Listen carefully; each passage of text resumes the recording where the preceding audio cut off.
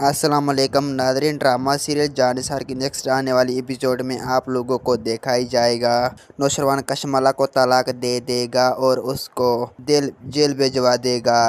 दुआ बड़ी चालाकी के साथ सरफराज के साथ सबूत ले लेती है, जिसमें कशमला दुआ को फंसाने के लिए सरफराज को पैसे देती हैं और बातें करती है। दुआ नौशरवान के घर जाती है और तमाम सबूत लेकर नौशरवान को दिखाती है। नौशरवान को कह रही है ये है वो सबूत, लेकिन कशमला ने जहर दिया आपको, मैंने नहीं। ये बात सुनकर नौशरवान बड़ी गुस्से से होती है और नौशरवान रोने लग जाता है। वो हाथ जोड़कर दुआ से माफ़ी मांगता है और दुआ से कहता है तो मुझसे बहुत बड़ी हो गई गलती, मुझे एक बार माफ़ कर दो। लेकिन दुआ बेबी कहती है आप मेरे साईं हैं, आप मुझसे माफ़ी नहीं मांगे। इसके बाद नौशरवान बड़ी गुस्से में आता है और नौशरवान सरफराज और कशमला को जेल भिजवा देता है। इसी तरह नेक्स्ट आने वाली एपिसोड बड़ी इम्पोर्टेंट और सनसनी के दिखाई जाएगी। और दूसरी जानेबाज सरफराज गजनबी को कॉल करता है, उसको कहता है तो मुझे दुआ की याद में